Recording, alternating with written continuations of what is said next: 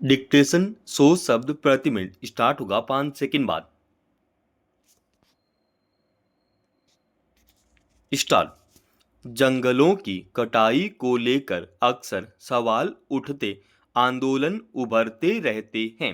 पर हकीकत यही है कि जंगल कटने बंद नहीं होते।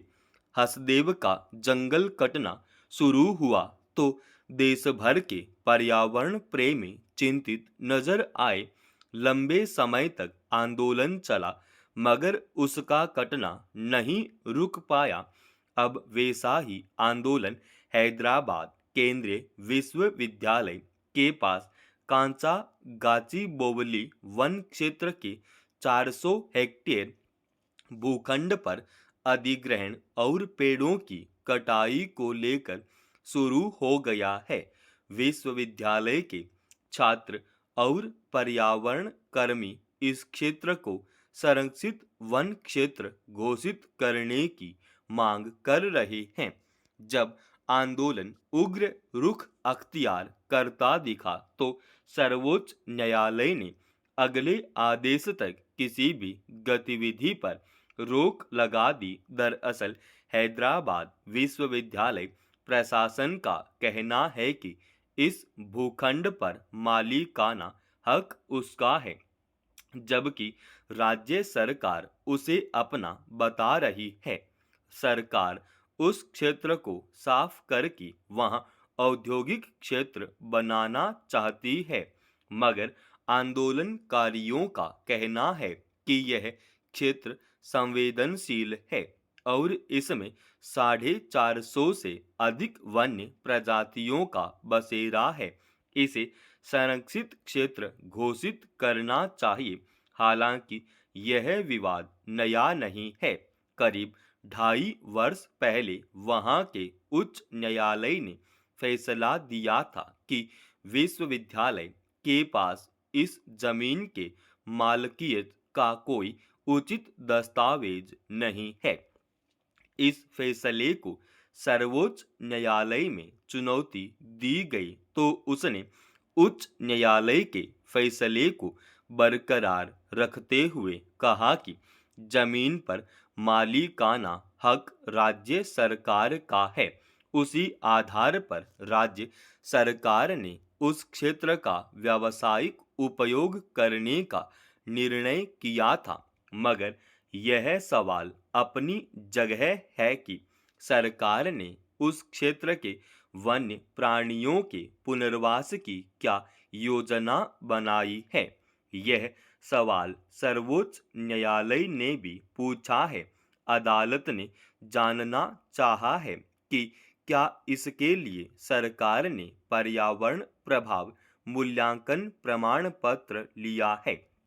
ये तथ्य तो अदालती सुनवाई के दौरान पता चल सकेंगे, पर असल मुद्दा है कि आज जब जलवायु परिवर्तन का दुष्प्रभाव सब ओर नजर आने लगा है, सरकारों को वन क्षेत्र की सुरक्षा का सवाल गंभीर क्यों नहीं जान पड़ता।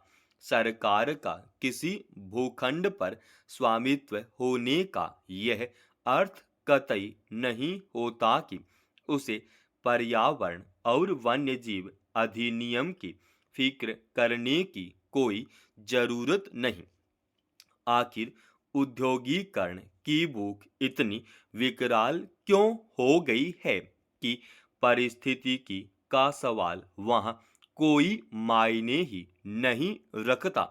इसी हफ्ते संसद में एक सवाल के जवाब में केंद्र सरकार ने बताया कि 25 राज्यों से प्राप्त आंकड़ों के मुताबिक अब तक करीब 13,000 वर्ग किलोमीटर वन क्षेत्र पर अतिक्रमण हो चुका है। यह क्षेत्र कुछ छोटे राज्यों के आकार की बराबर है। वैसे ही बिगड़ते पारिस्थितिकी संतुलन और तेजी से शुष्क हो रही हवाओं के कारण जंगलों के जीवन पर गंभीर खतरा मंडराने लगा है। उसमें अगर सरकारें खुद विकास के नाम पर जंगल उजाड़ने पर तुली है तो चिंता स्वाभाविक है। प्राकृतिक रूप से बने जंगलों पर आखिर किसका अधिकार होना चाहिए, यह परिभाषित करना रह गया है। इसलिए सड़कों, भवनों, औद्योगिक इकाइयों आदि के लिए पर्यावरण प्रभाव का माकूल मूल्यांकन करने के बजाय सरकारों की इच्छा सर्वोपरि मान ली जाती है। इससे संबंधित कानून बहुत कमजोर कर दिए गए हैं। विकास का मुद्दा बड़ा हो गया है। इस पर फिर से संवेदनशील तरीके से विचार की जरूरत है। भारत और थाईलैंड ने आपसी रिश्तों को आगे बढ़ाते हुए इसे रणनीतिक साझेदारी तक ले जाने पर सहमति जताकर पूरी दुनिया को बड़ा संदेश दिया है। हिंद प्रशांत क्षेत्र में समावेशी और नियम आधारित व्यवस्था के लिए यह दूरगामी पहल है।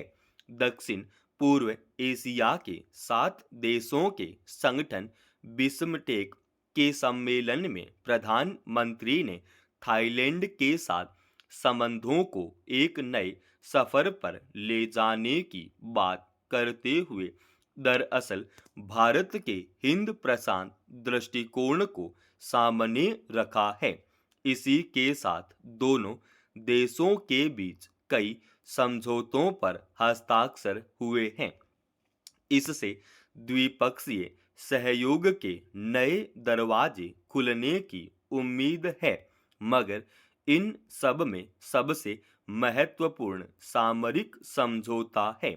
भारत और थाईलैंड के बीच आर्थिक तथा सांस्कृतिक समझौता वर्षों से है। दोनों देशों के बीच इस समय व्यापार सार्वकालिक स्तर पर है। यही वजह है कि दोनों ही व्यापारिक गतिविधियां और परस्पर निवेश बढ़ाने पर भी सहमत हुए हैं। आसियान क्षेत्र में सिंगापुर, मलेशिया, वियतनाम और इंडोनेशिया के बाद थाईलैंड भारत का 5वां सबसे बड़ा व्यापारिक भागीदार है। अब अगर दोनों देश रणनीतिक साझेदारी का नया अध्याय लिखने जा रहे हैं तो इसके पीछे मजबूत रक्षा संबंधों की पृष्ठभूमि भी है। विषम बिम्स्टेक सम्मेलन में भारत ने स्पष्ट कर दिया है कि वह विस्तारवाद में नहीं, विकास में विश्वास रखता है। यह एक तरह से दुनिया की बड़ी ताकतों को संदेश है कि सभी देशों को एक दूसरे का सहयोग करते हुए आगे बढ़ना चाहिए। थाईलैंड के साथ सामरिक साझेदारी बढ़ाने की पहल उसकी रणनीति का हिस्सा है। यह साझेदारी परस्पर सहयोग को नया धरातल देगी। भारत के लिए बिम्स्टेक महत्वपूर्ण है क्योंकि यह संगठन हिंद महासागर में चीन के बढ़ते प्रभाव से लड़ने और उसे रोकने में मदद करता है। इस लिहाज से थाईलैंड से सामरिक संबंध भारत के लिए जरूरी है।